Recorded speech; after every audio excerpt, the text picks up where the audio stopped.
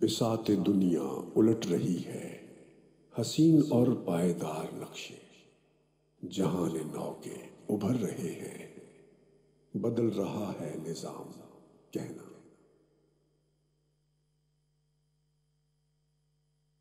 بساط دنیا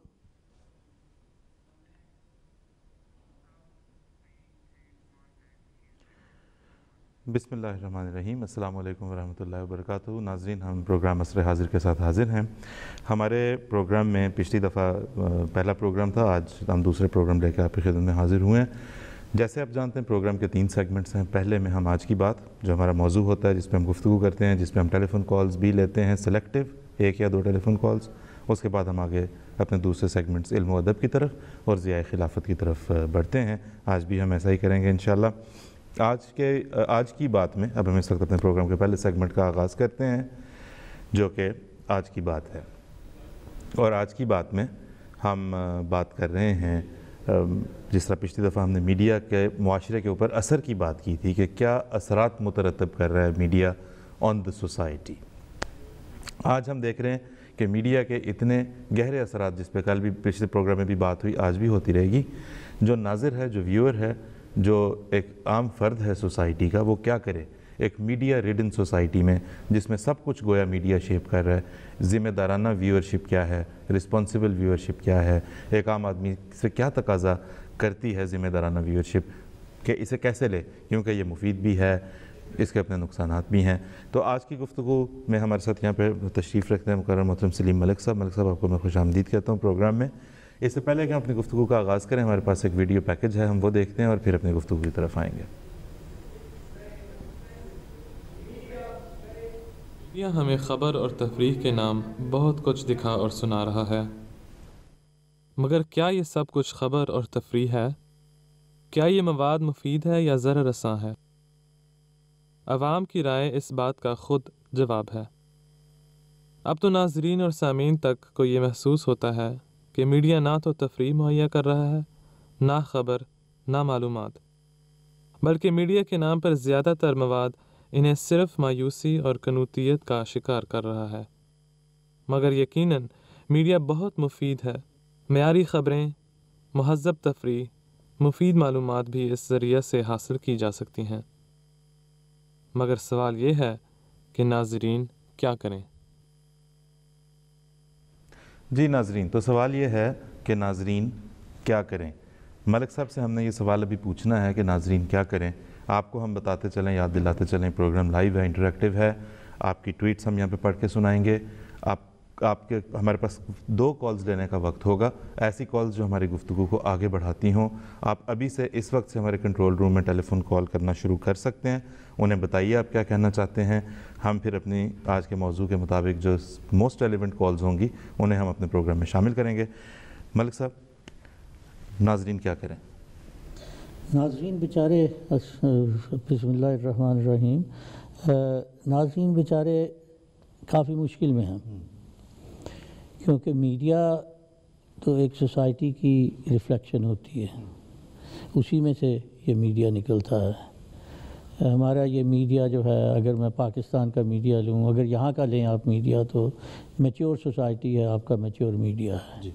میڈیا کو اپنی رسپانسبلٹی معلوم ہے، انہوں نے لوگوں کو ایجوکیٹ کرنا، لوگوں کو صحیح انفارمیشن دینی ہے کہ کیا ہو رہا ہے، اور اس کے بارے میں صحیح قسم کا تجزیہ لے کے لوگوں پہ چھوڑ دینا کہ وہ اپنے ذہن کے ساتھ خود فیصلہ کریں کہ صحیح کیا چیز ہے یا ان کے لیے کیا صحیح چیز ہے۔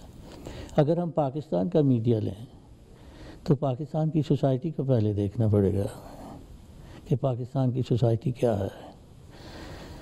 میں نے صبح ہی خبر دیکھی کہ ایک مولانا بڑی حسرت کے ساتھ فرما رہے تھے کہ 1948 کا جو پاکستانی تھا وہ زیادہ بہتر مسلمان تھا بنسبت آج کے دن کے۔ یہ ان کے میں الفاظ کوٹ کر رہا ہوں آپ کو۔ مجھے آپ یہ دیکھیے کہ یہ کس کی ذمہ داری ہے، یہ کیسے ہوا؟ یہ ڈیٹیریوریشن جسے کہتے ہیں ہم، ڈیگریڈیشن، یہ کیسے ہوئی؟ 67 سال میں ہمارے علماء کرام اور یہ جن کی یہ ذمہ داری تھی ذرائع ابلاغ کے ساتھ لوگوں کی زندگی کو امپروو کرنے کی انہوں نے کیا کیا. میڈیا اس وقت بہت کم ہوتا تھا، ٹیلی ویژن نہیں تھا، ریڈیو تھا. ریڈیو پہ بخاری صاحب تھے، ان کا اپنی قسم کا ایک سسٹم تھا، اس میں وہ کوئی اس قسم کی چیز نہیں ہونے دیتے تھے. اخبارات تھیں، زیادہ تر اخبارات جو ہیں ذمہ دار تھیں. ہمارے پاکستان ٹائم تھا، امروز تھا، نوائے وقت تھا، ان کے ایڈیٹر جو تھے بہت اونچے پائے کے لوگ تھے. چراغ حسن حسرت تھے، حمید نظامی تھے، اور کیا ان کا نام ہے، مظہر علی خان تھے پاکستان ٹائم. یہ ان کے اوپر تھا. لیکن اس کے ساتھ ساتھ ہمارے پاس دوسرا میڈیا بھی تھا، احساس بھی تھا، ذمہ دار بھی تھا، آفاق بھی تھا، اور ان کے ایڈیٹر اور طرح کے تھے. اس کے باوجود ہماری سوسائٹی یا ہمارا معاشرہ جو ہے کافی زیادہ اچھا انفارم تھا، اور ان میں اپنی ایک سوچ تھی. لیکن 1950 کے بعد یہ ایک قسم کا راٹ شروع ہوا ہے دولتانہ صاحب کے وقت میں آ کے، جب انہوں نے یہ پریکٹس شروع کی اخبارات کو ہینڈ آؤٹ دینے کی، کہ ذمہ دار کو 1 لاکھ روپیہ دے دیا. میں منیر انکوائری پڑھ رہا تھا، اس میں سب کے لکھا ہوا کہ کس کس کو کیا کیا دیا گیا، کتنا دیا جاتا تھا، صرف اس لیے کہ وہ حکومت کی پروجیکشن کریں. لیکن اس کے ساتھ انہیں آزادی تھی کہ وہ اپنا بھی کیا ایجنڈا قائم رکھیں. ذمہ دار کا ایجنڈا کسی سے چھپا ہوا نہیں ہے. کیا تھا؟ اس وقت انہوں نے مذہب کو ہوا دینی شروع کی اور سپورٹ کرنا شروع کیا. بہت کھول کے بیان کیا گیا یہ سارا منیر انکوائری میں. مجھے کہنے کی کیا اس میں کوئی ضرورت نہیں، بہت لمبا اس پہ ہے. لیکن یہ کہ اس وقت ہمارا جو میڈیا تھا وہ ڈیٹیریوریٹ ہونا شروع ہوا. صاحب بلکہ یہ بڑی دلچسپ بات جو بھی آپ نے بتائی ہے، جو زمانہ آپ بتا رہے ہیں ارلی 50 کی دہائی کا، میرا خیال ہے اس وقت معاشرہ ایز اے ہول جو ہے وہ ڈیٹیریوریٹ ہونا شروع ہوا. اور اس میں پاکستانی معاشرے کی اگر ہم بالخصوص بات کریں، اس وقت کسی نے کتاب بھی لکھی، مجھے نام نہیں ہے، دا پریس ان چینز لکھی انہوں نے، اور اس میں بالکل اسی بات کا ذکر انہوں نے کیا. جی وہ اس طرح میں آپ سے ایگری کرتا ہوں کہ معاشرہ واقعی پوری دنیا میں بھی ڈیٹیریوریٹ ہونا شروع ہوا. اس کی وجوہات اور تھیں. لیکن معاشرے میں ہمارا معاشرہ جو ڈیٹیریوریٹ ہوا، اس میں یہ ہوا فرقہ واریت آ گئی. موریلٹی کی میں بات نہیں کر رہا، انٹالرنس آ گئی، کسی کی برداشت کا مادہ ختم ہو گیا، اور ایک اسلام کا دائرہ کھینچ کے تو اس میں لوگوں کو ڈال کے اور باہر نکالنا شروع کر دیا. یہ ہمارے ملک کی ایک خاصیت تھی جس میں ڈیٹیریوریشن ہوئی. میں جب یہاں پہ آیا ہوں تو اس وقت ڈیٹیریوریشن یہ تھی کہ یہاں پہ اس ملک میں فلاور پیپل تھے. مورل ڈیٹیریوریشن یہاں پہ ہوئی تھی، لیکن معاشرہ جو تھا وہ میچیور تھا. ان کی اپنی سوچ تھی، اور چیزوں میں وہ بالکل ٹھیک تھے. ٹالرنس تھی، کسی قسم کی کوئی تکلیف نہیں تھی. صرف مورل ڈیٹیریوریشن ہم مانتے ہیں ہوئی، اور وہ ایک قسم کا ریئیکشن تھا سیکنڈ ورلڈ وار ختم ہونے کے بعد کا. وہ ان کی وجوہات اور تھیں، وہاں کی وجوہات اور تھیں. ہمارے وجوہات کوئی بھی نہیں تھیں. ہمیں ایکسپلائٹ کیا گیا وہاں پر.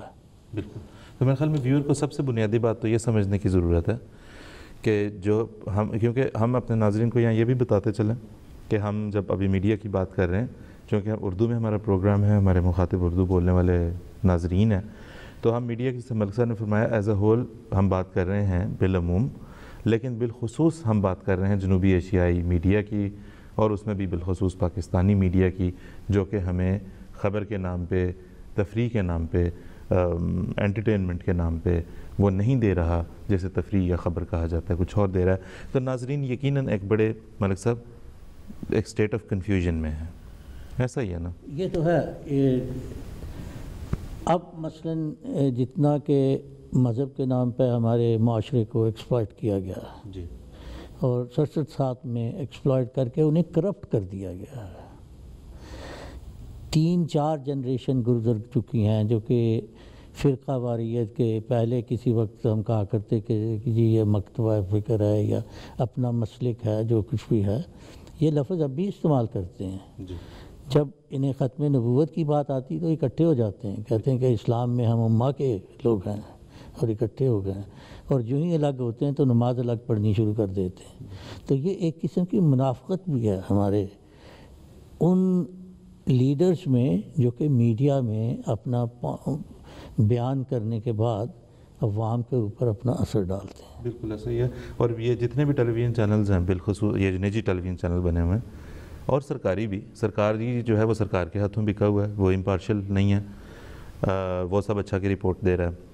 جو نجی دوسرے ٹیلی ویژن چینل ہیں ان کا آپ اگر جس کو پنجابی میں کہتے ہیں کھرانا اپنا، وہ اگر آپ ناپنے نکلیں تو وہ کسی بڑے سیاستدان کے ہاں جا کے نکلتا ہے جو اس ٹیلی ویژن چینل کو اپنے ایجنڈے کے لیے استعمال کر رہا ہوتا ہے.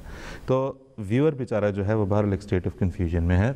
ہم یہاں پہ بتاتے چلیں کہ ہمارا مقصد بات چیت کا ہرگز یہ نہیں ہے کہ میڈیا مکمل طور پہ نقصان دے اور اسے مکمل طور پہ ترک کر دینا چاہیے. ہم بات صرف یہاں پہ یہ کر رہے ہیں کہ ہمیں فیصلہ دیکھ بھال سوچ سمجھ کے کرنا ہے، ہم کیا دیکھیں کس وقت دیکھیں.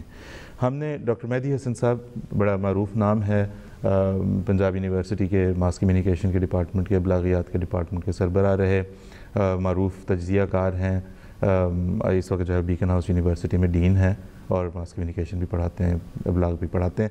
ان سے ہم نے بات کی، ان سے ہم نے پوچھا کہ بھئی اس وقت ویور کیا فیل کرتا ہے. تو ہم دیکھتے ہیں کہ ڈاکٹر مہدی حسن صاحب نے ہمیں کیا بتایا. بات یہ ہے کہ میں نے جیسا کہا تھا کہ شروع میں کہ پاکستان میں جو چینل ہیں 123 پرائیویٹ چینل ہیں اس میں، اور اگر مجموعی طور پہ سماپت کریں ان کا رویہ تو میں یہ سمجھتا ہوں ذاتی طور پہ کہ میں ان کو پچھلے 13 سال سے دیکھ رہا ہوں جب سے پرائیویٹ چینلز کی اجازت ہوئی ہے کہ یہ آپ یہ کہہ سکتے ہیں کہ یہ تمام کے تمام جنرل نیگیٹو اپروچ ہے ان کی تمام ایشوز کے بارے میں. اور اس کی وجہ یہ ہے کہ ایڈورٹائزنگ ریونیو کم ہے کیونکہ بزنس نہیں ہے لا اینڈ آرڈر سچویشن کی وجہ سے، اس لیے اشتہارات زیادہ نہیں ہیں اور ان کا شارٹ کٹ کمپٹیشن ہے کہ زیادہ سے زیادہ اشتہار کس کو ملتی ہے. تو وہ جو ریٹنگ کا چکر ہے ہماری ریٹنگ زیادہ ہے اس میں وہ ایک تو ایگزیجریٹ کرتے ہیں چیزوں کو، دوسرے یہ کہ وہ کسی کوڈ آف ایتھکس کو اور کسی کوڈ آف کنڈکٹ کو فالو نہیں کرتے، اور کوئی کوڈ آف ایتھکس ابھی تک 14 سال میں پرائیویٹ چینلز نے بنایا بھی نہیں ہے. ہمارے پرائیویٹ چینلز ہیں انہوں نے ابھی تک اپنا کوئی وہ نہیں بنایا کوڈ آف کنڈکٹ یا کوئی ایسا فیصلہ نہیں کیا وہ کیا چیز دکھائیں گے کیا نہیں دکھائیں گے. دوسرا مسئلہ یہ ہے جب یہ چینل بننے شروع ہوئے اور یہ جب مشروم گروتھ شروع ہوئی ان چینلز کی تو اتنے ٹرینڈ جرنلسٹ اویلیبل نہیں تھے پاکستان میں، اس لیے کچھ لوگ تو پرنٹ جرنلزم سے آ گئے اور باقی زیادہ تر لوگ وہ ہیں جنہیں کسی قسم کا کوئی تجربہ نہیں ہے جرنلزم کا، بلکہ وہ یا شوقیہ فنکار ہیں اور بیشتر لوگ ایسے ہیں ہر چینل میں جو بغیر تنخواہ کے کام کر رہے ہیں بڑے شوق سے، خاص طور پہ چھوٹے شہروں میں اور دور دراز کے علاقوں میں. اور اس کی وجہ یہ ہے کہ یہ لوگ جہاں جس علاقے میں کام کرتے ہیں بطور رپورٹر کے اپنے آپ کو رپورٹر کہہ کے خوش ہوتے ہیں، وہاں یہ اپنی پریولیج پوزیشن بنانے کے لیے معاملات کو ایگزیجریٹ بھی کرتے ہیں، لوگوں کو بلیک میل بھی کرتے ہیں اور خبروں کو غلط انداز سے رپورٹ کرنے کی ان کو عادت ہو گئی ہے. جی تو اس لیے میں یہ سمجھتا ہوں کہ جنرلی جو ایک اوور آل امیج ہے وہ ہو گیا ہے ان کا نیگیٹو آپ کہہ سکتے ہیں.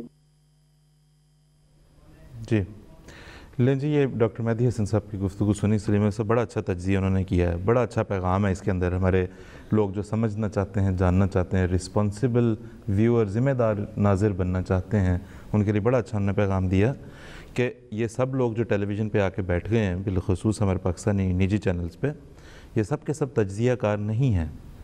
یہ یا تو شوقیہ ہیں یا ان کا بس ایک کوئی لنکس تھے جس کی وجہ سے وہ آ گئے ہیں، یا پرنٹ میڈیا سے چونکہ تعلق تھا، انہوں نے بڑا اچھا کہا کہ ٹرینڈ لوگ نہیں تھے لہٰذا ان کو بہت صاف لفظوں میں کہا ہے کہ یہ سوسائٹی کو ایکسپلائٹ کر رہے ہیں، یہ بلیک میل کر رہے ہیں، یہ اپنی پوزیشن بنا رہے ہیں، ان میں آنیسٹی کوئی نہیں ہے، انٹیگریٹی کوئی نہیں ہے۔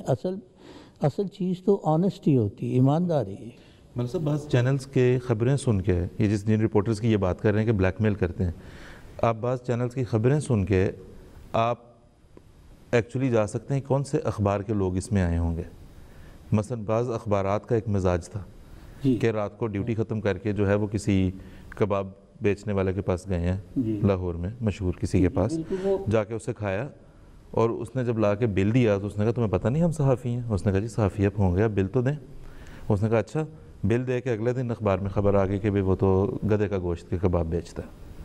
وہ ہاتھ جوڑ کے آیا کہ لیں جناب آپ کا بل آپ اپنا واپس لیں، تو میرا جو ہے نا یہ آپ نے جو کلا رول دیا اس کا کچھ کریں۔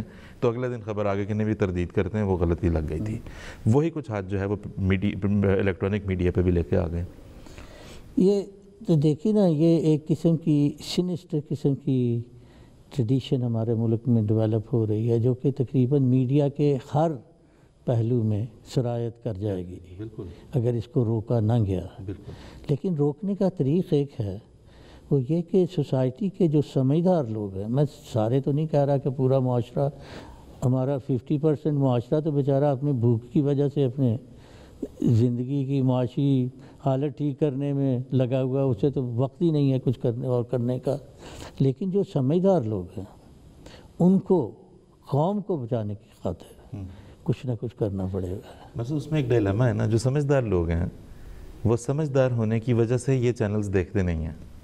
مہدی حسن صاحب کے ساتھ طویل گفتگو ہوئی تھی جس کا کچھ حصہ چلایا، انہوں نے کہا کہ گورنمنٹ نے ایک دفعہ سوچا کہ ہم ایک کمیٹی بنائیں جو کہ ان کا کوڈ آف کنڈکٹ طے کرے، اور اس کا چیئرمین بنایا فخر الدین جی ابراہیم صاحب کو، جو ظاہر بڑے اچھے شریف آدمی، اور اس کے ممبر ڈاکٹر مہدی حسن تھے اور جاوید جبار تھے اور ایک اور تھے۔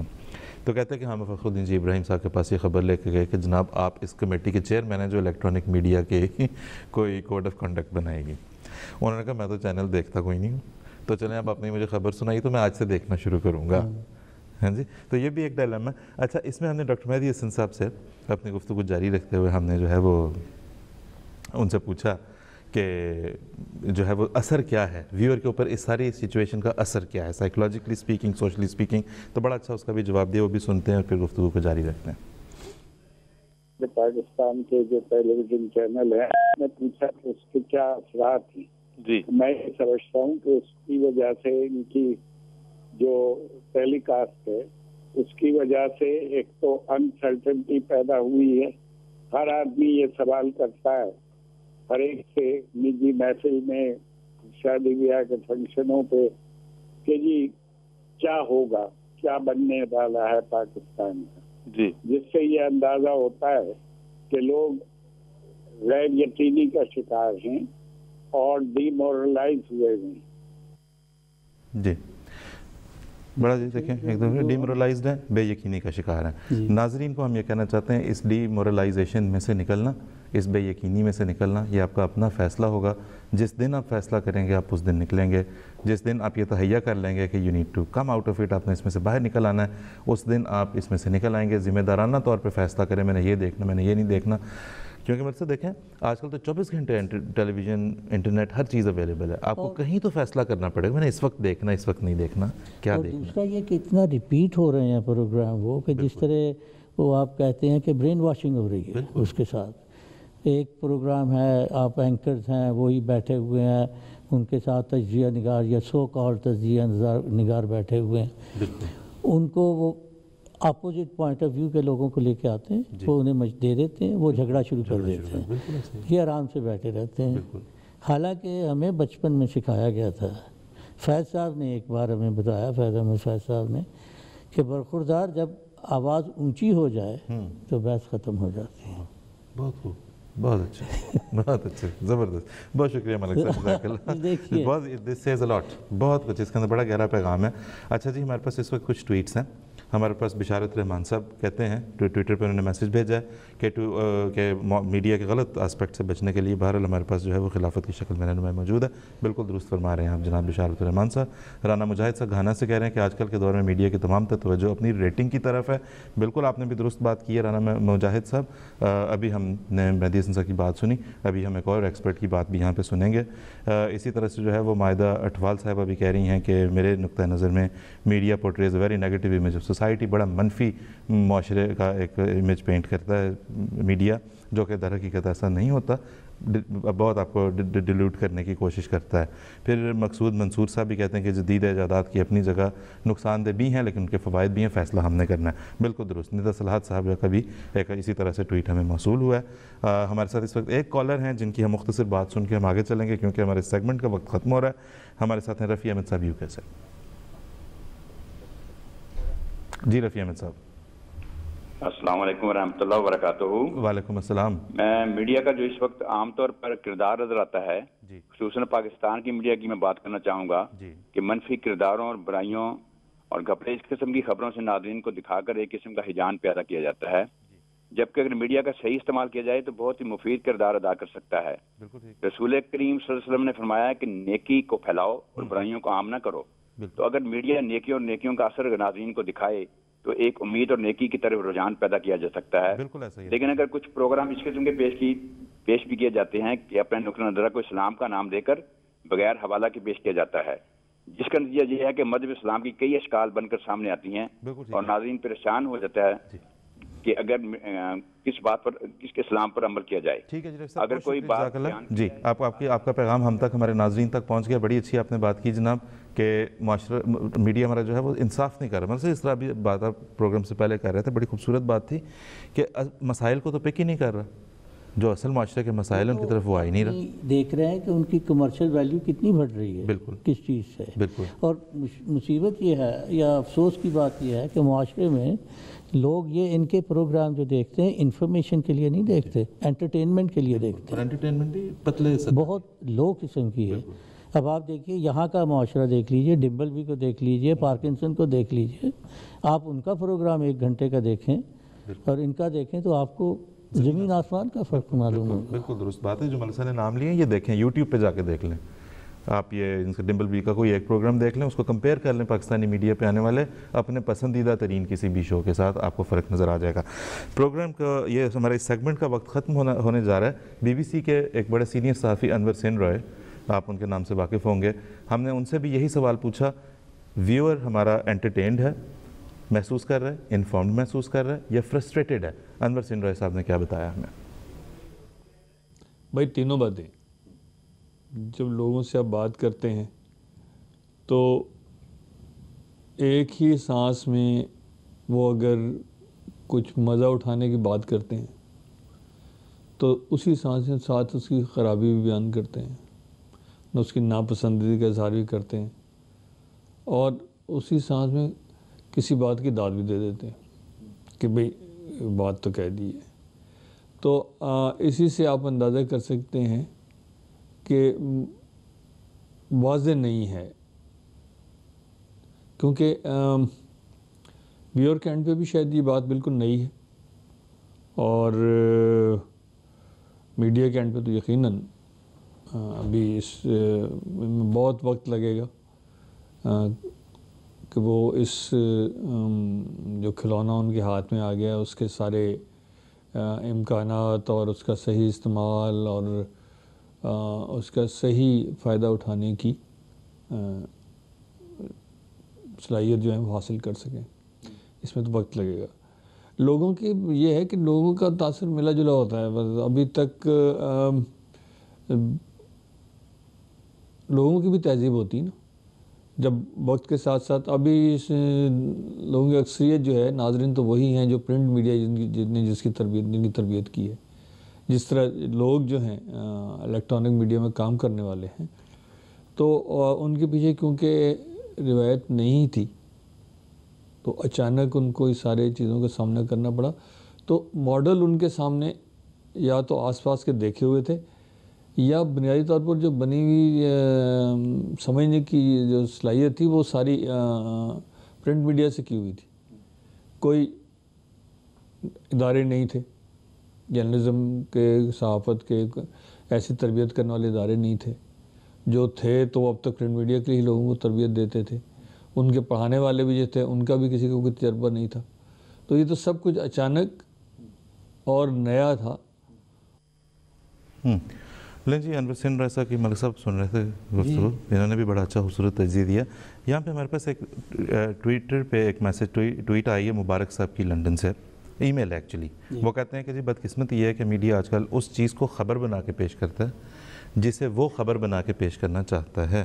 کچھ فرمائیں گے آپ اس کے بارے میں؟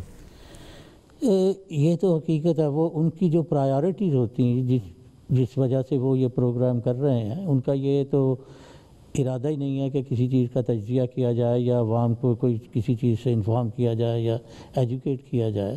اس لیے وہ خبریں ڈھونڈتے ہیں جس کے ساتھ ان کے لیے سینسیشنلزم ہو، جس کے ساتھ وہ عوام کو انٹرٹین کر سکیں. تو وہ خبر وہ بنا کے خبر پیش کرتے ہیں جو وہ چاہتے ہیں. یہ حقیقت میں ٹھیک فرمایا انہوں نے، اور یہی ہماری بدقسمتی ہے. لیکن اگر لوگ اپنا ریموٹ کنٹرول پراپر طریقے سے استعمال کرنا شروع کر دیں تو شاید میڈیا امپروو ہو جائے. لیکن فیوچر کا مجھے امید ہے کہ ہمارے جو نئے علی دیان حسن اور جیسے ٹریبیون کے اور ایڈیٹر وغیرہ ہیں، یہ جو اٹھ رہے ہیں، تو امید کی کرن ہے ابھی کہ انشاءاللہ ہمارا میڈیا جو ہے ایجوکیٹ کرے گا. بہت شکریہ سلیم ملک صاحب. جناب یہاں پہ ہمارا یہ والا سیگمنٹ ختم ہو رہا ہے. ایک ہم نے ابھی انٹرویو انور سین رائے صاحب کا بقایا دیکھنا ہے. سلیم ملک صاحب کا بہت شکریہ کہ آپ تشریف لائے ہمارے آج کے اس سیگمنٹ میں. ہم انشاءاللہ تعالیٰ ابھی اگلے اپنے جو دیکھیں گے اس کے بعد یہ سیگمنٹ ختم ہو جائے گا. سلیم ملک صاحب بھی تشریف لے جائیں گے. اگلے سیگمنٹ میں ہمارے ساتھ ایک اور مہمان ہوں گے، ان کا تعارف جب وہ یہاں آئیں گے تو ہم آپ سے کروائیں گے کہ وہ کون ہے. لیکن ابھی جس طرح ملک صاحب نے بڑے اچھے نوٹ پہ بات کو ختم کیا کہ صرف منفی سائڈ ہم بھی نہیں دیکھ رہے، نہ دکھا رہے ہیں، کیونکہ ہم وہ کام نہیں کریں گے جو ہم اس وقت دوسرے چینلز کو کا بتا رہے ہیں، حقیقت بیان کر رہے ہیں. ہم اس کا روشن رخ بھی دیکھ رہے ہیں کہ بڑا پوٹینشل ہے، بڑا جو ہے وہ ایک طاقت ہے، بڑی انرجی ہے نئی نسل کے اندر، اور ایسے لوگ بھی جو میڈیا کے ساتھ وابستہ ہیں کہ انشاءاللہ وہ وقت قریب ہے کہ وہ اوورٹیک کریں گے اور وہ زیادہ حاوی ہوں گے. لیکن اس کے لیے ذمہ داری دوبارہ ویور کے اوپر آتی ہے کہ آپ یہ بتائیں کہ ہم یہ دیکھنا چاہتے ہیں. سلیم صاحب کا بہت شکریہ. آپ نے جس پازیٹیو نوٹ پہ بات کو ختم کیا، تقریباً ویسی بات ہمیں انور سین رائے صاحب نے بھی بتائی تھی، تو ہم اب اس طرف چلتے ہیں. آپ سے انشاءاللہ تعالیٰ دوبارہ ملاقات ہوگی. آئیں جی انور سین رائے صاحب کی گفتگو سنتے ہیں اور پھر اس کے بعد اگلے سیگمنٹ کی طرف چلیں گے. I'm very happy, I'm very excited. I'm really very happy with new generation. They are doing great things. ہماری نسل میں اتنی توانائی اور اتنی انرجی اور اتنی قوت نہیں تھی چیزوں کو کرنے کی، اتنا جوش نہیں تھا جتنا اس نسل میں ہے. اور اس میں سے بہت سارے اکثر لوگ کیونکہ باہر کے پڑھے ہوئے بھی ہیں اور وہاں کے بھی دوسری زبان میں پڑھے ہیں اور ان کے پاس بہت بڑی دنیا دیکھنے کے لیے جو، اور پھر اتفاق سے اس کے ساتھ کوئنسائڈ کیا ہے جس نے وہ انٹرنیٹ ہے. اس کی وجہ سے ایک پوری دنیا جو ہے ان کے سامنے کھل گئی جو ہمارے سامنے، ہماری نسل کے سامنے نہیں تھی. تو ہم وہ ہو ہی نہیں سکتے تھے. تو اس لیے کوئی ان کا تقابل نہیں کیا جا سکتا. اور کہنا چاہیے کہ ان کا جو گروتھ گراف ہے وہ ماضی کی تمام نسلوں کے مقابلے میں انمیچیبل ہے. اس پہ دو رائے نہیں ہو سکتی. جتنی جلدی، جتنے اچھے طریقے سے انہوں نے اپنے اوزاروں کا استعمال سیکھا ہے، ہم نے نہیں سیکھا تھا. جو کچھ انہوں نے کیا ہم نے اتنا کچھ نہیں کیا. انہوں نے کم وقت میں زیادہ کیا ہے، اور اس لیے کہ ان کے پاس کرنے کے ذرائع اور امکانات تھے اور انہوں نے ان امکانات کو استعمال کیا. جب کسی روایت کے بغیر چلنا شروع کرتے ہیں وہ غلطیاں ہوگی، تو غلطیوں سے تو سیکھتے ہیں. اگر غلطیاں نہ ہوتی تو حیرت ہوتی. اگر ان سے غلطیاں نہ ہوتی تو حیرت ہوتی. یہ تو بالکل فطری سی چیز ہوئی ہے اور فطری چیزیں ہوں گی اور بہت اچھا مستقبل ہوگا ہندوستان کا بھی اور یہاں کا بھی. آہستہ آہستہ جیسے بارش ہوتی ہے تو پہلے تھوڑا سا گند مند بہہ کے آتا ہے، پھر پانی بہت جب بہہ جاتا ہے تو پھر صاف ستھرا پانی بھی آتا ہے، صاف پانی بھی آئے گا، اچھا وقت بھی آئے گا. یقیناً امید رکھنی چاہیے. لیں جناب، یہ انور سین روئے صاحب کی گفتگو سنی، پازیٹیو نوٹ کے اوپر ہم بات کو ختم کرتے ہیں۔ اچھی امید ہم رکھتے ہیں، اپنے ویور سے ہم توقع رکھتے ہیں کہ وہ بھی ذمہ دارانہ ویورشپ سے کام لیں، اس بات کا خیال کریں کہ آپ اپنے ریموٹ کنٹرول سے جو چینل چینج کرتے ہیں اس پہ آپ جو کچھ دیکھیں گے وہ آپ کے گھر کا، آپ کے گھرانے کا حصہ بنے گا، وہ آپ کے ہاؤس ہولڈ کا حصہ بنتا ہے۔ آپ کے بچے اس کا اثر قبول کرتے ہیں، آپ خود اس کا اثر قبول کرتے ہیں، آپ خود جو ہے وہ یا تو ڈی مورلائزڈ ہو جائیں گے تو آپ کا گھرانہ متاثر ہوگا، آپ غیر ضروری طور پہ سنسیشنلائز ہو جائیں گے تو آپ کا گھرانہ متاثر ہوگا۔ اس کے ساتھ ناظرین، ظفر صاحب کے ٹویٹ کے ساتھ ہم اپنے اس سیگمنٹ کو کلوز کرتے ہیں۔ وہ کہتے ہیں کہ میڈیا کا آئیڈیل رول جو ہے، میں ٹرانسلیٹ کر رہا ہوں، وہ ایک خبر کے، ایک نیوز سٹوری کے ہر پہلو کو دکھانا ہونا چاہیے، نہ کہ اپنے مطلب کی کہانی کو۔ یہ صرف خبر کی بات نہیں ہے، انٹرٹینمنٹ کی بات بھی ہے، نظریات کی بات بھی ہے۔ تو لیں جناب، ہمارا آج کا یہ والا سیگمنٹ آج ختم ہوا۔ آج کی بات، اگلی دفعہ ہم انشاءاللہ تعالی سوشل میڈیا کی جو رول ہے، کردار ہے اس وقت معاشرے میں، اس کے اوپر بات کریں گے۔ اب ہم چلتے ہیں اپنے اگلے سیگمنٹ کی طرف، جو کہ ہے علم و ادب۔ آج ہمارے ساتھ علم و ادب میں ہم انوار العلوم، جو کہ مسلم رضی اللہ عنہ کی تحریرات کا مجموعہ ہے، اس کا تعارف ہے کہ اجمالی پیش کر رہے ہیں، تفصیل میں ہم انشاءاللہ تعالی جاتے جائیں گے۔ ہمارے ساتھ نصیر احمد حبیب صاحب تشریف رکھتے ہیں، تاریخ دان ہیں، تاریخ پر لیکچرر بھی رہے ہیں تاریخ کے، بڑی گہری نظر ہے، بڑا اچھا مطالعہ ہے۔ ہم نصیر حبیب صاحب سے آج انوار العلوم کا تعارف حاصل کریں گے۔ نصیر حبیب صاحب، ہمارے پاس ایک شو ریل ہے، ایک ویڈیو پیکیج ہے، ہم وہ دیکھ لیں تو پھر آپ سے بات کرتے ہیں۔ سیدنا المسلم عود یعنی حضرت مرزا بشیر الدین محمود احمد رضی اللہ تعالی عنہ حضرت مسیح موعود علیہ السلام کے دوسرے خلیفہ تھے۔ آپ ایک نابغہ روزگار وجود تھے، معاشی، معاشرتی، سماجی، سیاسی، دینی، ملی، روحانی، غرض ہر لحاظ سے آپ کو وہ فراست عطا ہوئی تھی کہ اپنے اور غیر سب آپ کی غیر معمولی ذہانت اور فراست کا اعتراف کیے بغیر نہ رہ سکے۔ آپ نے اپنی زندگی میں ان گنت خطبات، خطابات ارشاد فرمائے۔ آپ کی تصانیف زندگی کے ہر پہلو کا احاطہ کرتی ہیں۔ بہت سی تحریرات انوار العلوم کے نام سے شائع ہوئیں، بہت سی ابھی باقی ہیں جو جماعتی اخبارات میں محفوظ ہیں۔ حال ہی میں حضرت امیر المومنین ایدہ اللہ تعالی بنصر العزیز نے ہمیں حضرت مسلم موعود رضی اللہ تعالیٰ عنہ کے بحر بے کنار جیسے وجود سے مستفیض ہونے کی تلقین فرمائی ہے۔ جی سر نصیر حبیب صاحب، جزاک اللہ، آپ آج ہمارے اس سیگمنٹ میں تشریف لائے ہیں۔ ہم اپنے ناظرین کے ساتھ آج جو انوار العلوم حضرت مسلم موعود رضی اللہ تعالیٰ عنہ کی تحریرات اور تصنیفات کے بارے میں بات کرنا چاہ رہے ہیں۔ آپ کی پیدائش سے قبل جو پیش گوئی حضرت مسیح علیہ السلام کو ملی وہ یہ تھا کہ غیر معمولی وجود ہوگا۔ ایسا کیا تھا جو انہیں غیر معمولی بناتا ہے؟ دیکھیں، ان کا ایکسپوئر اس وقت بڑے بڑے جو ہندوستان کے افق پہ بڑے بڑے لیڈر تھے۔ سر سید احمد خان 1898 میں فوت ہوئے ہیں۔ اس کے بعد یہ مولانا اسد عثمانی، محمد علی جوہر، مولانا ابوالکلام آزاد، اور سیاست کے افق پہ قائد اعظم مہاتما گاندھی اور موتی لال نہرو۔ ان کے درمیان ایک ایسا شخص جس کا بیرونی دنیا کا ایکسپوئر کچھ نہیں سوائے وہ پیش گوئی ہے جو ان کے دامن میں ہے کہ وہ سخت ذہین و فہیم ہوگا، دل کا علیم ہوگا، علوم ظاہری و باطنی سے پر کیا جائے گا، نور آتا ہے نور جس کو ہم اپنی رضامندی کی طرف سے ممسوح کریں گے، اس پر خدا کا سایہ ہوگا اور وہ زمین کے کناروں تک شہرت پائے گا اور قومیں اس سے برکت پائیں گی۔ یہ لفظ ان کے پاس تھے، یہ دعائیں ان کے پاس تھیں۔ بیت و دعا کا گوشہ تھا یا مسجد کی چٹائی تھی، اس کے علاوہ کیا ایکسپوئر تھا ان کا؟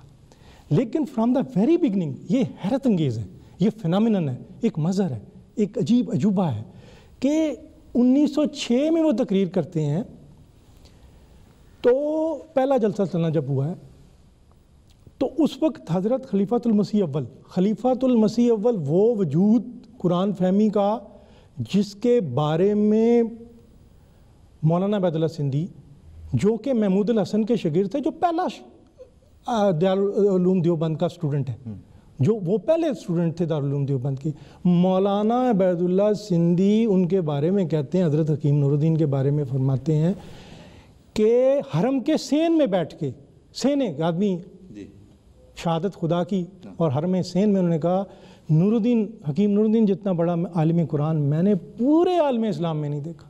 وہ پورا عالم اسلام پھیرے تھے.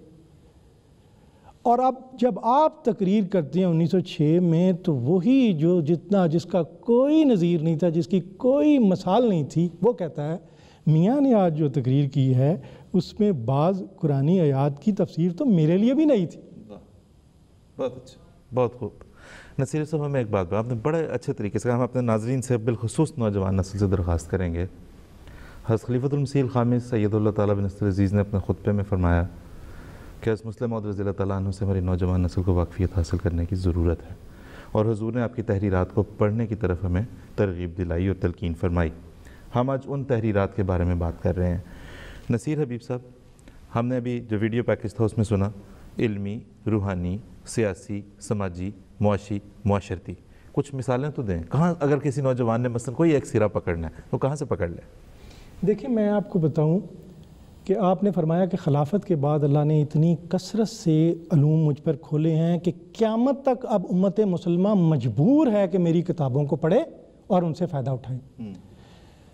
ان کا جو مرکز اور محور تھا وہ قرآن تھا.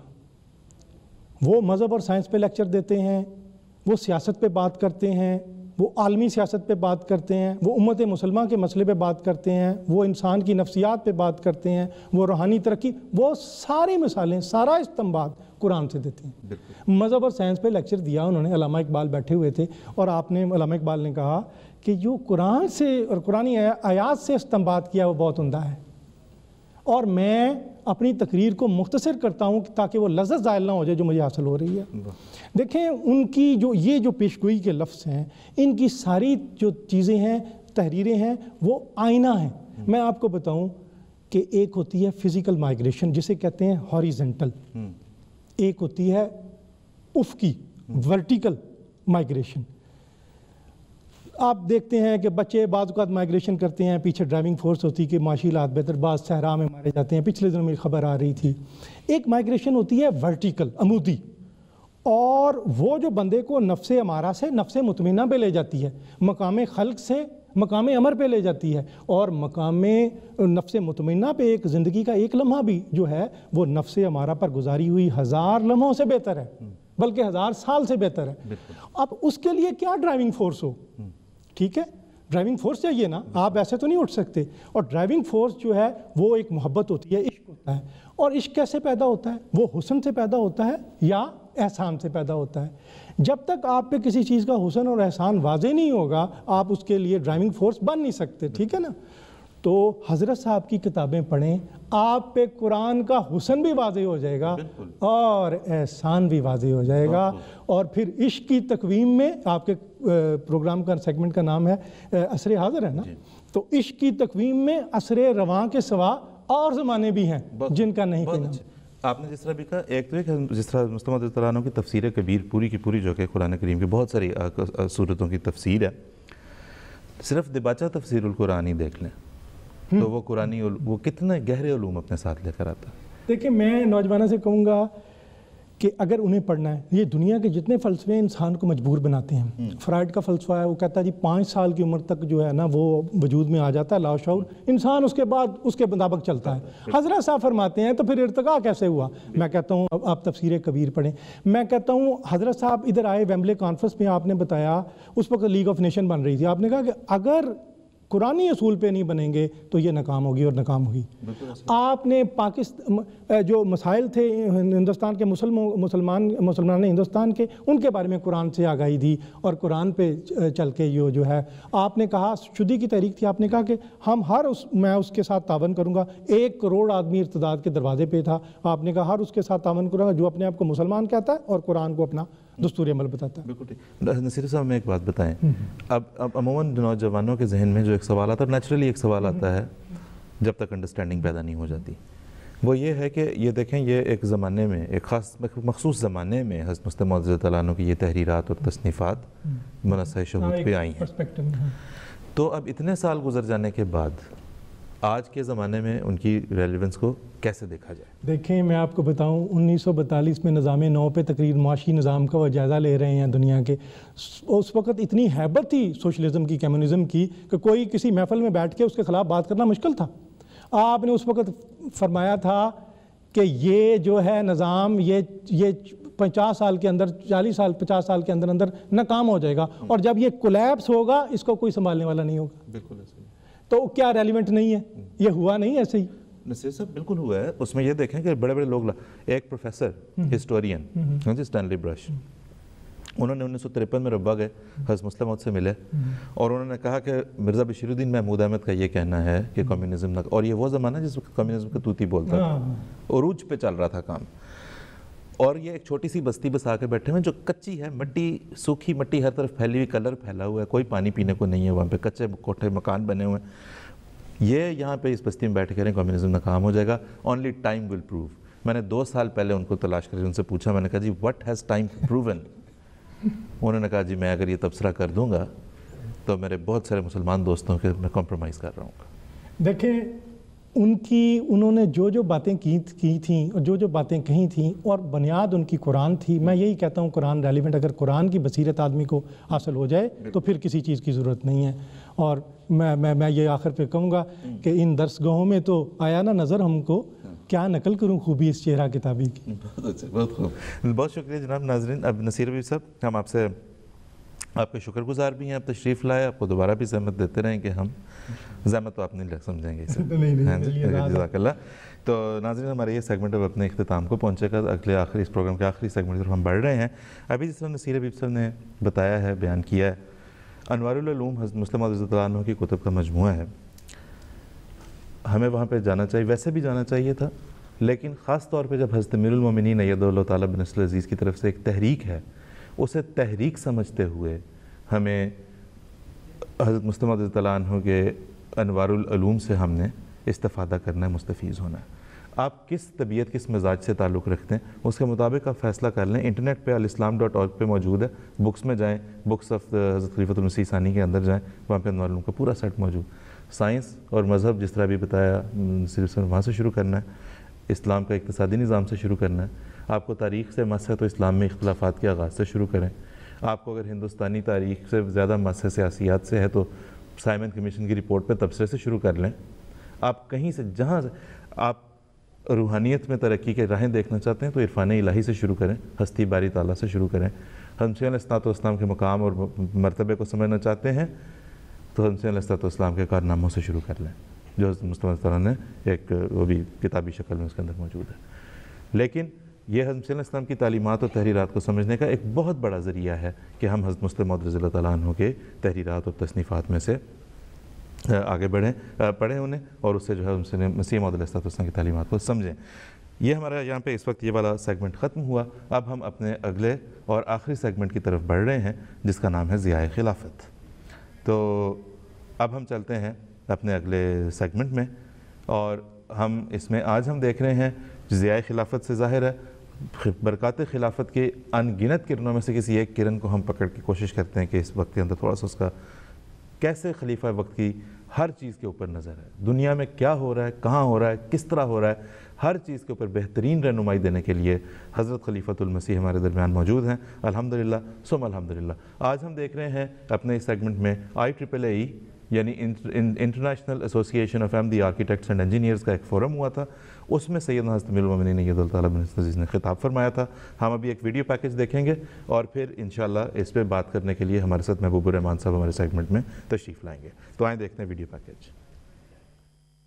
22 فروری 2014 کو مسجد بیت الفتوح میں IEEE international association of Ahmadi architects and engineers کی یورپین چیپٹر کا سالانہ سمپوزیم منعقد ہوا. یہ ایسوسیشن 1980 میں حضرت خلیفۃ المسیح الثالث رحمہ اللہ تعالیٰ کے عہد مبارک میں قائم ہوئی. اس تنظیم کے زیر انتظام احمدی محققین اور سائنسدان بنی نوع انسان کے معیار زندگی کو بہتر بنانے کے لیے متبادل توانائی کے ذرائع مہیا کرتے ہیں. اس کے اہم مقاصد میں سے غریب ممالک میں تعلیمی سہولیات کی فراہمی اور پینے کے قابل صاف پانی کا مہیا کرنا ہے. ایسوسیشن کی اس تقریب کے موقع پر یورپ بھر سے آئے ہوئے ممبران نے شرکت کی۔ کانفرنس کے مختلف اجلاسات ہوئے جن میں حضور انور ایدہ اللہ تعالیٰ کی ہدایات کے تحت چلنے والے اہم منصوبوں کو بہتر سے بہتر رنگ میں چلانے کے لیے زیر غور لایا گیا، جیسے واٹر فار لائف۔ اس تقریب میں تجربہ کار انجینئر اور محققین نے اپنے متعلقہ میدانوں میں اپنی حالیہ تحقیقاتی کاوشوں اور نتائج کے بارے میں اظہار خیال کیا۔ سیدنا حضرت مرزا مسرور احمد خلیفۃ المسیح الخامس ایدہ اللہ تعالی بنصر العزیز نے کانفرنس کی اختتامی تقریب کو رونق بخشی اور اس میں بنفس نفیس شرکت کی۔ تلاوت قرآن کریم کے بعد ایسوسی ایشن کے چیئرمین نے کارگزاری کی رپورٹ پیش کی۔ حضور انور نے اختتامی خطاب ارشاد فرمایا جس میں حضور نے IEEE کی خدمت انسانیت کی مساعی کو سراہا۔ حضور انور نے بر اعظم افریقہ میں اپنے قیام کے دوران پیش آنے والے بعض دلچسپ واقعات بھی بیان فرمائے، اور آپ نے حاضرین مجلس کے سامنے دنیا بھر کے ترقی یافتہ اور ترقی پذیر ممالک کے لیے پانی جیسی عظیم قدرت نعمت کی اہمیت پر روشنی ڈالی۔ ہمارے ساتھ اس وقت اسٹوڈیو میں تشریف رکھتے ہیں محبوب الرحمان صاحب، جنرل سیکریٹری ہیں انٹرنیشنل ایسوسی ایشن of Ahmadi architects and engineers کے یورپین چیپٹر کے۔ محبوب صاحب جزاک اللہ، آپ تشریف لائے ہمارے پروگرام کے اس سیگمنٹ میں۔ اس سے پہلے کہ گفتگو کو ہم آگے بڑھائیں، یہ مختصر اس کی جو اگر آپ ہمیں بتا سکیں کہ یہ ہے کیا IEEE؟ السلام علیکم، بسم اللہ الرحمن الرحیم۔ یہ ایسوسی ایشن خلیفہ ثالث رحمہ اللہ تعالیٰ کے زمانے میں حضور نے قیام اس کا فرمایا 1980 میں، اور اس کا مقصد تھا کہ قرآن کریم کی تعلیم کی روشنی میں انسانیتی خدمت کی سائنسی اور ٹیکنیکل علوم کے ذریعے خدمت کی جائے، یہ اس کا تھا مین مقصد۔ تو ابتداً یہ آرکیٹیکچرل اور انجینئرنگ کے کاموں میں حصہ لیتی رہے، اس میں مختلف ممالک میں جماعتی تعمیرات میں۔ 2004 میں ہمارا سمپوزیم ہوا، اس میں حضور انور ایدہ اللہ تعالیٰ بنصر العزیز نے فرمایا کہ اگر تم انسانیت کی خدمت کرنی چاہتے ہو تو افریقہ کے جو پیاسے لوگ ہیں ان کے لیے پینے کا پانی مہیا کرو اور متبادل طریقوں سے بجلی مہیا کرو۔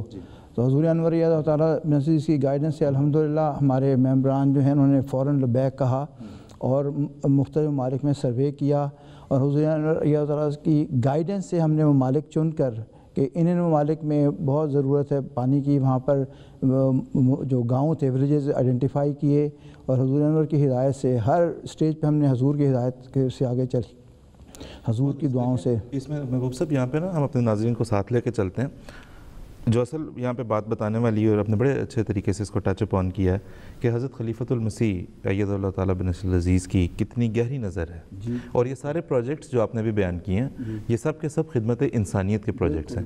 اس میں کوئی تخصیص ہے کہ صرف احمدیوں کو دینا ہے کہ صرف غیر احمدی کو، مسلم غیر مسلم، کوئی تخصیص ہے؟ کچھ نہیں، بالکل آپ نے فرمایا کالا گورا کوئی تفریق ہو؟ کوئی تفریق نہیں، بالکل حضور انور نے جہاں بھی اشد ضرورت ہے انہوں نے یہاں پر انسٹال کرو جا کے پانی، ضرورت کے تحت یعنی جہاں لوگوں کو زیادہ ضرورت ہے وہ حضور آئیڈینٹیفائی کرواتے ہیں، اور حضور کی کوشش یہ ہے کہ سب تک پہنچے۔ بڑی بعض اوقات حیرت ہوتی ہے جب ہم سنتے ہیں حضرت صاحب کے بہت سارے خطبات خطابات میں حضور تشریف لے جاتے ہیں مختلف جگہوں پہ، بالکل مختلف طلباء کو کہہ رہے ہیں کہ کوئی طالب علم گھر میں اس لیے نہیں بیٹھے گا کہ اس کے پاس پیسے نہیں ہیں، ہم یقینی بنائیں گے کہ وہ جو ہے وہ حضرت صاحب خود یقینی بناتے ہیں اس بات کو تعلیمات کریں۔ اتنی گہرائی اور اتنی باریکی کے ساتھ آپ نے بھی 2-3 پروجیکٹس کا نام لیا، ہاں جی، جو حضرت صاحب کی رہنمائی میں قائم ہوا ہے، جس میں واٹر فار لائف ہے، جس میں جو ہے وہ جو متبادل انرجی جس کو ہم کہہ سکتے ہیں اس کا، تو یہ ذرا ہمیں بتائیں یہ دونوں کیا ہیں؟ یہ بیسیکلی جو وہاں پر کچھ پہلے وہ کرتی تھیں NGOs کام، لیکن ان کی کاسٹ اتنی ہائی ہوتی تھی کہ وہ غریب ممالک افورڈ ہی نہیں کر سکتے، تو حضور کی گائیڈنس پر اللہ تعالیٰ کے فضل سے اسی ایک جو کاسٹ ہوتی تھی اس میں ہمارے ایسوسیشن کے ممبران نے 3 سسٹم انسٹال کیے، اور وہاں قربانی دے کے وہیں سائٹ پر ٹینٹ میں رہ کر اور بڑی قربانیاں دیکھیں، اور ہر لمحے ہر مرحلے پر ہم حضور سے گائیڈنس دیتے تھے۔ تو وہاں پر جو موجودہ واٹر ویلز تھے ان کو ریہیبلیٹیٹ کیا، اور جو کئی ایسے گاؤں تھے جہاں پر لوگ چھوڑ کے چلے گئے تھے کیونکہ پانی نہیں تھا پینے کا، اب تک اللہ تعالیٰ کے فضل سے 1300 ہم واٹر پوائنٹ انسٹال کر چکے ہیں 11 ممالک میں، اور تقریباً 1.5 ملین کے قریب لوگ اس سے مستفید ہو رہے ہیں، اور کئی ایسے گاؤں تھے جہاں پر 24 گھنٹے مطلب 10 میر سے لوگ ایک پانی کی بالٹی لینے کو آتے تھے. تو ایسے ایسے جگہوں پہ بھی اللہ تعالیٰ کے فضل سے واٹر پمپ انسٹال کیے ہیں. اور کئی ایسے گاؤں ہیں جہاں پر ہمارے ممبران جو گئے انہوں نے پیدل گاڑی پہ بھی جانے کا راستہ نہیں تھا, پیدل اٹھا کے گئے اکوپمنٹ اور جا کے وہاں پر کام کر کے اور پمپ. بڑی دلچسپ بات آپ بتا رہے ہیں, یعنی کہ بظاہر ایسی مقامات جو ناممکن نظر آتے تھے تسخیر کرنے, تسخیر اس لحاظ سے کہ وہاں تک امداد پہنچانا کرنا, وہ اللہ کے فضل سے اور حصہ کی دعا کے نتیجے میں ہم دیکھتے ہیں کہ وہ اللہ تعالیٰ مراحل کو آسان کرتا ہے. اور میں یہ بھی بتائیں, میں پچھلے دنوں کافی آپ کی کانفرنس کے بھی ہم نے تقریب جب ہوئی تھی یہ اور اس کی کارروائی ہم نے سنی کچھ, تو اس میں جو ہے وہ ماڈل ولیجز کی بھی بات ہوتی ہے. تو ماڈل ولیجز کیا ہیں, کہاں بن رہے ہیں, کس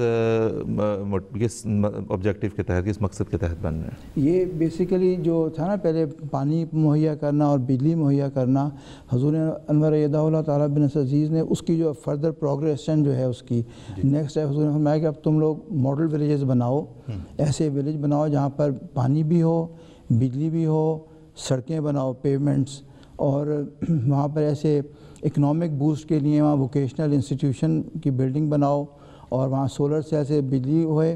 اور تو وہاں پر اللہ کی وجہ سے ہم لوگ وہاں سولر سسٹم انسٹال کر کے پمپ کے ذریعے پانی اوور ہیڈ ٹینکس میں لے جا کے اور نیٹ ورک سے ڈسٹریبیوٹ کر کے گھروں میں اب کہاں 10 میل لوگ جا کے پانی لاتے ہیں, کہاں ایسے کہ اپنے گھر میں ٹیپ کھولو اور پانی آپ کے گھر میں آ رہا ہو. اور پھر ہر گھر میں لائٹ ہے. یہ ماڈل ولیجز کی یہ ہمارا انفراسٹرکچر ہے کہ ہر گھر میں لائٹ اور پانی کا ٹیپ ہو اور اسٹریٹ لائٹ بھی ہو. اس میں ایک بلڈنگ ہم بناتے ہیں جو ووکیشنل ٹریننگ کے لیے ہوتی ہے, جس میں عورتوں کو سلائی کی ٹریننگ ہے اور مردوں کو کمپیوٹر وغیرہ کی ٹریننگ دینے کو, تاکہ اپنے پاؤں پہ خود کھڑے ہو جائیں. وہ یہ نہیں کہ سورج غروب ہوتے سو جائیں اور کوئی کام نہ کریں. اس کے علاوہ ایک ایریا مار کر کے وہاں پر آبپاشی کے لیے نا پانی کے بھی اسپرنکلر واٹر سسٹم کے ذریعے کیا ہے. تو ادھر وہاں سبزیاں اگاتے ہیں, وہ وہاں پر اپنی فصلیں اگاتے ہیں. تو خدا تعالیٰ کے فضل سے ایک ولیج پورا اتنا سیلف کنٹینڈ کمپریہنسو بن جاتا ہے, جس میں بجلی بھی ہے, پانی بھی ہے, ٹریننگ بھی ہو رہی ہے, بجلی کے ذریعے MTA دیکھ رہے ہیں, اور مسجدوں میں رات کو لائٹ بھی ہے, MTA چل رہا ہے. اس کے ذریعے اللہ تعالیٰ کے فضل سے ان کی بچوں کی تربیت بھی ہو رہی ہے. یعنی MTA کے پروگرام سے وہاں کے چھوٹے بچوں نے اس قدر تربیت لی ہے, انہوں نے اپنی سوشل اور اپنی جو یہ بچوں کی کلاسیں دیکھ کے حضور انور ایدہ اللہ تعالیٰ کے ساتھ اس قدر ان کے اندر جذبہ ہو کہ ہم نے بھی ایسے ہونا ہے, ہم نے بھی یہ سیکھنا ہے.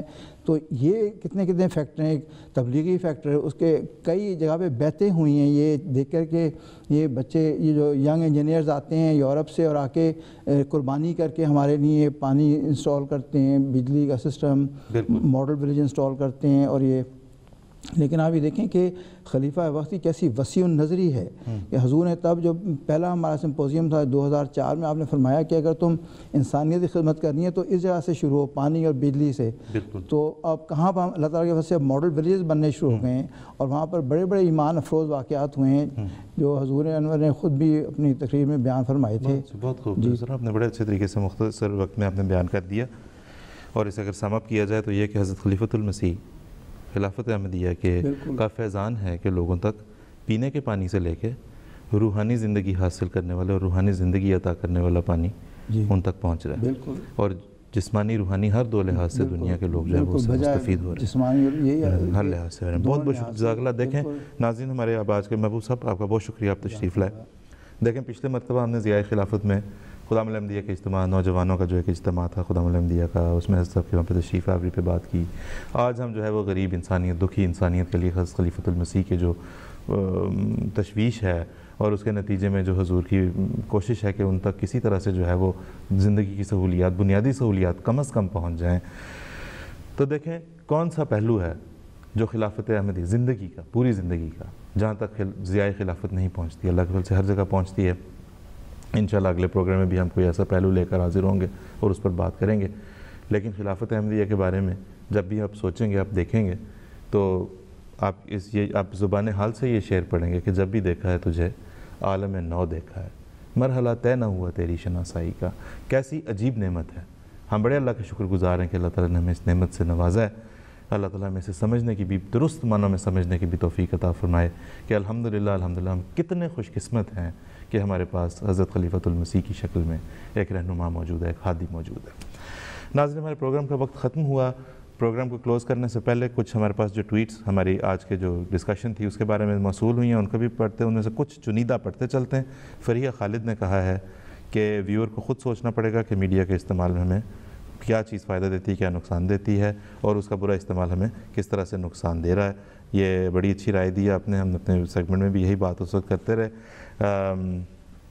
صباحت صاحب کہتے ہیں کہ میڈیا بہت ضروری، بہت امپورٹنٹ پلر ہے، ستون ہے سوسائٹی کا، خاص طور پہ جب زیادہ تر قوم ان پڑھ ہو، اس وقت میں جو ہے میڈیا کا بڑا مثبت استعمال کیا جا سکتا ہے۔ اور عامر محمود رانا صاحب نے لکھا کہ حکمت اور دانائی مومن کی گمشدہ میراث ہے۔ گمشدہ میں اشارہ ہے کہ اس کو اٹھا کر، جھاڑ کر، صاف کر کے جیب میں ڈالا جائے۔ بڑے اچھے طریقے سے آپ نے بیان کیا ہے اسے عامر محمود رانا صاحب، جزاک اللہ، شکریہ۔ ناظرین، ہمارے آج کے پروگرام کا وقت ختم ہوا۔ اگلے اتوار کے روز 10 بجے GMT دوبارہ آپ کی خدمت میں عصر حاضر کے ساتھ حاضر ہوں گے، اور ہمارا جو ڈسکشن ہوگا وہ ہوگا سوشل میڈیا کے اوپر، کس تیزی کے ساتھ یہ آ رہا ہے، کس تیزی کے ساتھ ہمیں اپنی لپیٹ میں لے رہا ہے، کیسے ہمیں فائدہ دے رہا ہے، کیسے ہمیں نقصان دے رہا ہے۔ تجزیہ کریں گے اگلے پروگرام میں۔ تب تک کے لیے ناظرین ہم آپ سے اجازت چاہتے ہیں۔ السلام علیکم ورحمۃ اللہ وبرکاتہ۔ بساط دنیا الٹ رہی ہے، حسین اور پائیدار نقشے جہان نو کے ابھر رہے ہیں، بدل رہا ہے نظام کہنا